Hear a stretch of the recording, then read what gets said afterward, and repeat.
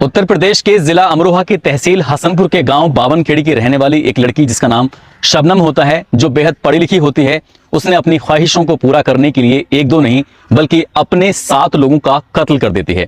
और इस घटनाक्रम का जब खुलासा हुआ था तो पूरे देश में तहलका मच जाता है।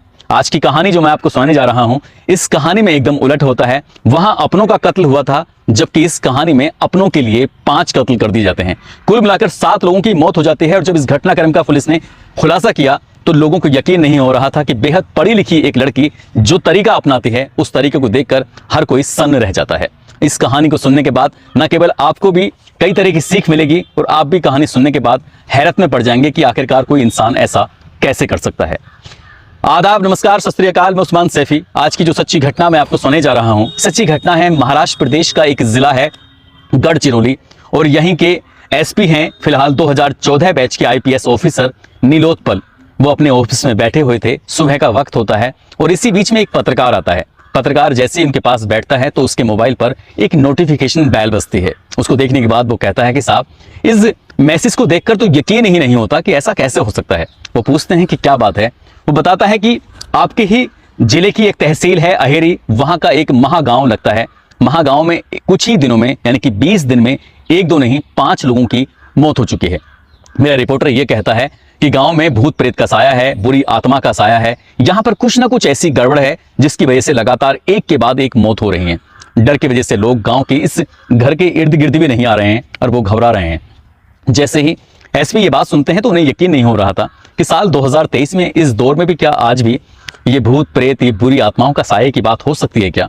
वो पूछते हैं कि पूरी कहानी जानने की कोशिश करते हैं और पूरी कहानी जानने के बाद तुरंत ही एसपी अपने उस संबंधित इलाके के एसएचओ को फोन करते हैं और 2-3 टीम गठित करते हैं ये जांच पड़ताल करने के लिए कि आखिरकार ये 5 मौत कुछ ही दिनों में हुई हैं तो क्यों हुई हैं। पुलिस की एक टीम इस गांव में जाती है। गांव में जाने के बाद इस घर की एक महिला है जिसका नाम है संघमित्रा। संघमित्रा से बातचीत करते हैं, पूछते हैं कि आखिरकार क्या मामला है। वो बताती है कि जितने भी लोगों की मौत हुई है 5 के 5, किसी के पीठ में दर्द होता है, कभी सीने में दर्द होता है, तो कभी उनके शरीर में एकदम झुनझुनी सी मतलब उनके बनने लगती है, साथ ही होठ पूरी तरह से काले पड़ जाते हैं। ये बात सुनने के बाद डॉक्टरों के पास जाते हैं, डॉक्टर से पड़ताल करने की कोशिश कर रहे थे तो डॉक्टर भी कहते हैं कि हाँ, इसी तरह की बात थी, लेकिन समझ में नहीं आया आखिरकार मामला क्या है। तभी जो घर की एकमात्र बची हुई बहू होती है जिसका नाम संघमित्रा होता है, तो वही कहानी सुनाती है। वो बताती है कि 24-25 सितंबर की रात को उसके सास विजया कुंभारे और उसके जो ससुर होते हैं शंकर कुंभारे, उनकी अचानक से तबीयत खराब हो जाती है। तबीयत कुछ ज्यादा बिगड़ती है तो उन्हें उपचार के लिए पहले तो गांव के ही डॉक्टर को दिखाया जाता है, लेकिन वहां से उन्हें सीधा तहसील में एक हॉस्पिटल लगता है अहेरी में, वहां पर दिखाया जाता है। लेकिन डॉक्टर कुछ ही देर देखने के बाद कहते हैं कि इनका इलाज किसी हायर मेडिकल सेंटर में कराना चाहिए। तभी सास और ससुर को दोनों को चंदरपुर के एक डॉक्टर के पास लेके जाते हैं। वहां पर इलाज शुरू हो जाता है, लेकिन हालत ज्यादा खराब थी, इसलिए वहां से भी उन्हें हायर मेडिकल सेंटर यानी कि नागपुर में रेफर कर दी जाता है। और लगातार तबीयत बिगड़ रही थी। तबीयत बिगड़ने के कारण 26 सितंबर 2023 को जो इसकी सास होती है जिसका नाम विजया कुंभारे होता है, वो मर जाती है। और जिन सास के मरने के बाद उसका अंतिम संस्कार कराया जा रहा था। अंतिम संस्कार जैसे चल रहा था, परिवार के लोगों का रो रो कर बुरा हाल हो जाता है। जबकि जो ससुर होते हैं वो हॉस्पिटल में ही अपनी जिंदगी और मौत की सांसें गिन रहे थे। अभी उनका अंतिम संस्कार हुआ ही था कि कुछ ही घंटे बीतने के बाद सूचना मिलती है कि जो ससुर हैं शंकर कुंभारे, उनकी भी मौत हो चुकी है। परिवार में 2 दिन में 2 मौतें होना किसी भी घर के लिए ये बहुत बड़ी बात हो जाती है।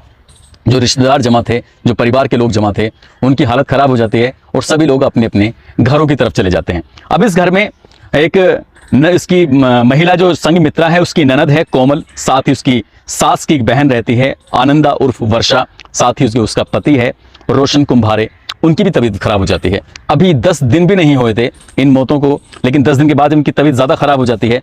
इसी बीच में जो इसके घर में उसका जेठ आया हुआ था, जेठ सागर, जो कि दिल्ली में रहकर नौकरी करता था, और साथ ही इस परिवार का एक ड्राइवर भी होता है। जो ड्राइवर है उसकी भी हालत खराब हो जाती है, राकेश भंडावी की। अब फिलहाल 5 लोग हैं जिनकी तबीयत खराब है, लेकिन इसी बीच में पता चलता है कि चंदरपुर और नागपुर के हॉस्पिटल में एक रिश्तेदार भी देखने के लिए आया था। वो रिश्तेदार भी गंभीर रूप से बीमार ही है, उसकी भी हालत खराब है। 5 लोगों का इलाज चल रहा था, लेकिन इलाज चलते चलते 8 अक्टूबर 2023 को जो उसकी ननद होती है संघमित्रा की, कोमल की भी मौत हो जाती है। और इस कोमल की मौत के बाद परिवार के लोग और डरने लगते हैं।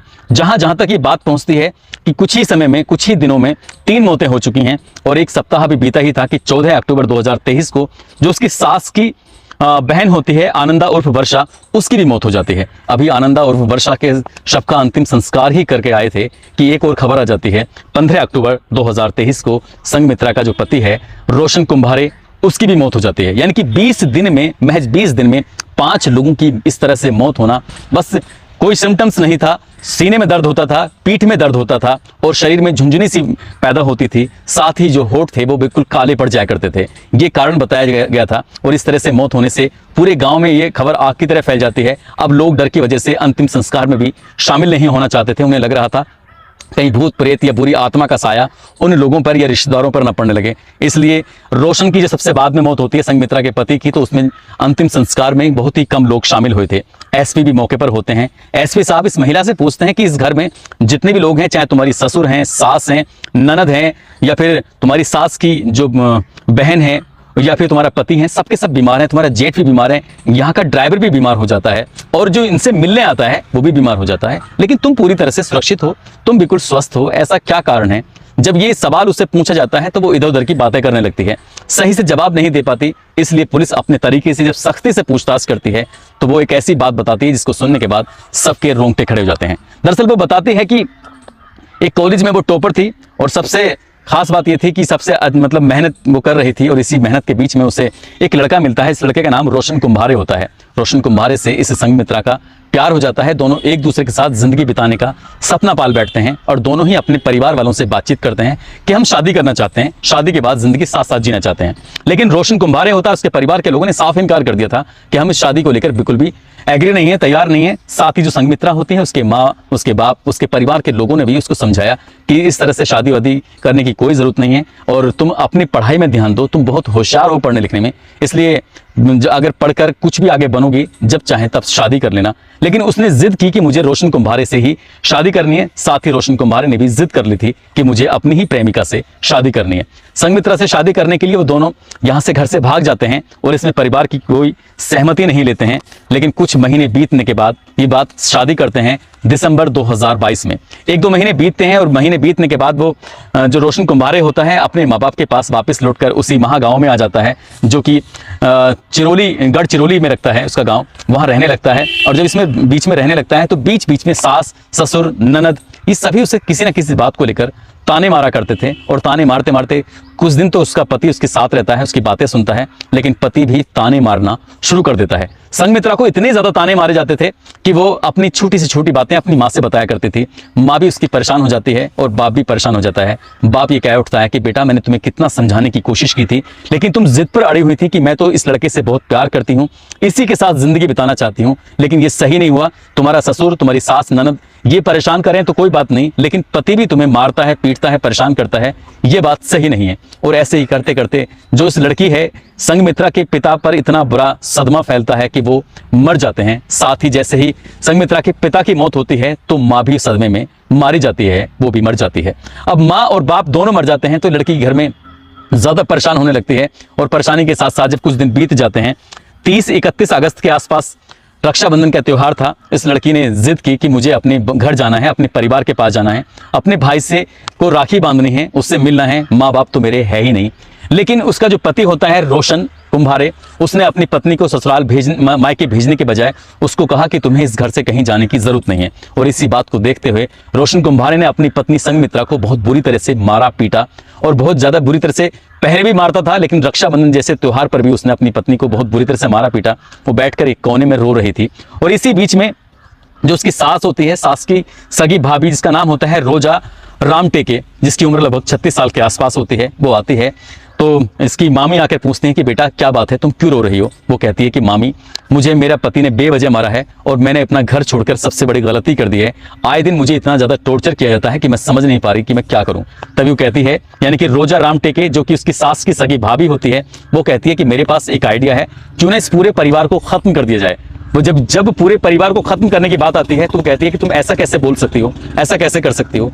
तभी वो एक कहानी बताती है। वो कहती है कि मेरे जो ननद है वो 3 बहनें हैं, साथ ही मेरा जो पति है वो इकलौता है और मेरे ससुर के नाम लगभग 4 एकड़ जमीन है और वो 4 एकड़ जमीन मिलनी चाहिए मेरे पति को। लेकिन जो तुम्हारी सास है विजया, वो जबरदस्ती ऐसी जिद कर रही है कि इस 4 एकड़ जमीन को तीनों बहन और भाइयों में बराबर बराबर हिस्से में बांट दी जाए। लेकिन उस जमीन पर जो उसका पति होता है रोजा राम टेके का, उसका ही हक है, लेकिन तुम्हारी सास जिद कर रही है मुझे अगर ये सब के सब लोग मर जाएंगे तो मुझे जमीन मिल जाएगी और तुम्हें आजादी मिल जाएगी। इस तरह का प्लान करते हैं, कहते हैं कि मारा कैसे जाए, कैसे मारेंगे। तभी वो कहती है कि गूगल से सर्च करके देखते हैं, कोई ना कोई आइडिया मिल ही जाएगा, यूट्यूब पर वीडियो देखते हैं, कुछ ना कुछ आइडिया मिल ही जाएगा। कई दिन लगातार गूगल और यूट्यूब पर वीडियो तलाश की जाती हैं ताकि ये देखा जाए कि आखिरकार कत्ल कैसे करें, और कत्ल करने के बाद कोई पकड़ा ना जाए और चुपचाप ऐसी जिंदगी चलती रहे।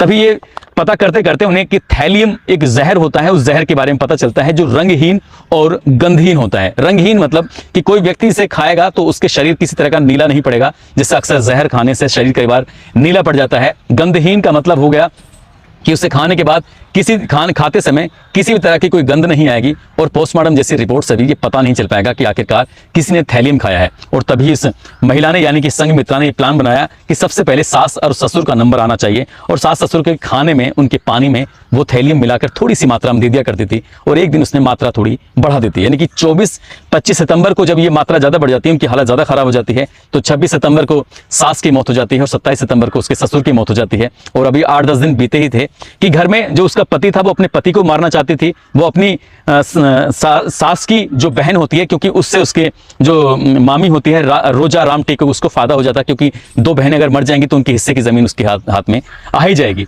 साथ ही इस घर में जो उसकी ननद होती है उसको भी मारना चाहती थी, इसलिए उसने घर में जिन लोगों को भी खाना देती थी, पानी देती थी, खाना और पानी में लगातार वो ऐसे ही वो थैलियम जो जहर था उसको देती चली जाती है, और धीरे धीरे करके इसमें लोगों की तबीयत खराब होने शुरू हो जाती है। जब इसके सास और ससुर बीमार थे, उन्हें हॉस्पिटल में देखने के लिए एक रिश्तेदार भी आया था। उस रिश्तेदार के जो पानी दिया था वो सास ससुर के लिए दिया था, लेकिन गलती से वो रिश्तेदार पानी पी जाता है, इसलिए उसकी भी तबीयत खराब हो जाती है। और जब इनकी मौत के बाद जब जेठ जो दिल्ली में रहता है सागर, वो आता है तो उसकी भी तबीयत खराब हो जाती है। गाड़ी में अक्सर पानी पीता था उसका पति, गाड़ी में पानी रखा जाता है तो इसलिए पानी के अंदर भी वो उसी थैलियम को जहर को डाल दिया करती थी, जिसकी वजह से वो ड्राइवर भी लगातार बीमार हो रहा था। इस तरह से 3 रिश्तेदार भी बीमार हो जाते हैं, ड्राइवर सहित, और साथ ही 5 लोगों की इस पूरे घटनाक्रम में मौत हो जाती है। और जब घटनाक्रम का कारण बताती है तो इस कारण को लोग समझ रहे थे कि किसी भूत प्रेत, किसी आत्मा का साया है, जबकि बहू ने अपने ही माँ बाप की मौत का बदला लेने के लिए उसने अपने ससुराल वालों को 5 लोगों को मौत की नींद सुला दिया, जबकि 3 लोगों की हालत ज्यादा बिगड़ी हुई थी। इसलिए एसपी जो होते हैं नीलोत्पल, वो तीनों से मिलने के लिए हॉस्पिटल जाते हैं, डॉक्टर से बातचीत करते हैं, कहते हैं कि इनकी हालत कैसी है। वो बताते हैं कि इन्होंने जो इस जहर की मात्रा ली है वो अपेक्षाकृत कम है, इसलिए कुछ समय के बाद ये बिल्कुल पूरी तरह से स्वस्थ हो जाएंगे, लेकिन थोड़ी बहुत दिक्कतें हो सकती हैं, लेकिन ये मरेंगे नहीं। इसलिए 3 लोगों की जान खतरे से बाहर है, बाकी 5 लोगों की मौत हो चुकी है। पुलिस ने जब इस घटनाक्रम का खुलासा किया था तो लोगों को यकीन नहीं हो रहा था। इस कहानी के बाद लोगों को शबनम की कहानी भी याद आती है। उसने अपने परिवार के 7 लोगों का कत्ल कर दिया था अपनी ख्वाहिशों को पूरा करने के लिए, जबकि संघमित्रा ने अपने माँ बाप की मौत का बदला लेने के लिए अपने ससुराल के 5 लोगों को मारकर मौत की घाट उतार दिया था। दोस्तों, इस पूरे घटनाक्रम को सुनाने का उद्देश्य किसी को परेशान करना नहीं है, किसी का दिल दुखाना नहीं है, बल्कि आपको जागरूक करना है, आपको सचेत करना है। और जाते जाते आज समीर अंसारी हैं जो मुंबई के रहने वाले हैं, आज इनका जन्मदिन है। इनको जन्मदिन की बहुत सारी शुभकामनाएं, बहुत बहुत मुबारकबाद। आप सब लोग अपना ख्याल रखें, सुरक्षित रहें। जय हिंद, जय भारत।